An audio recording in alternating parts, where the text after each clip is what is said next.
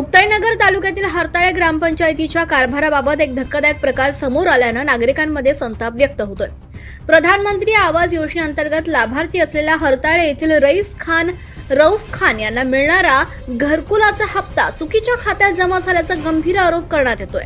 यामुळे लाभार्थी रऊफ खान हे प्रत्यक्षात प्रधानमंत्री आवास योजनेच्या घरकुल लाभापासून वंचित राहिल्याचं सांगितलं जात आहे। शासनाच्या महत्वाकांक्षी योजनेत अशा प्रकारचा गोंधळ झाल्यानं ग्रामपंचायत प्रशासनाच्या कार्यपद्धतीवर प्रश्नचिन्ह उपस्थित होत आहे।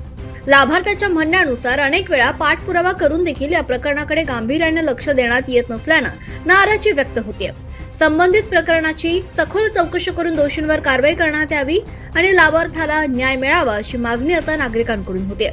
या प्रकरणामुळे प्रधानमंत्री आवास योजनेच्या अंमलबजावणीतील त्रुटी पुन्हा एकदा समोर आल्या असून प्रशासन आता याकडे कोणती भूमिका घेतं याकडे सर्वांचंच लक्ष लागलंय।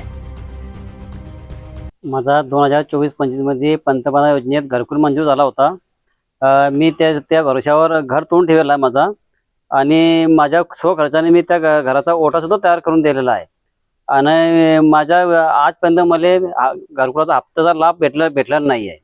मी माझ्या परिवाराचा उदरनिर्वाह करण्यासाठी आजपर्यंत थांबलेला होता। आता पावसाळा सुरू होत्या म्हणून मी हे आज पत्र्याचा शेड तयार केला राहण्यासाठी, माझा उदरनिर्वाह करण्यासाठी। मी याबद्दल BDO साहेबांना सुद्धा तक्रार केलेली आहे। हे तक्रारीचा अर्ज आहे, तरी यावर काही कारवाई झालेली नाही।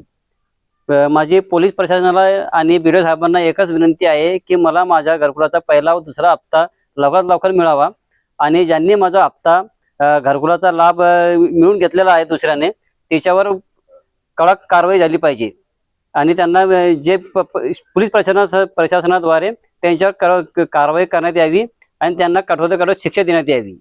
24 लाईव्ह महाराष्ट्र न्यूज साठी पंकज तायडे, मुक्ताईनगर।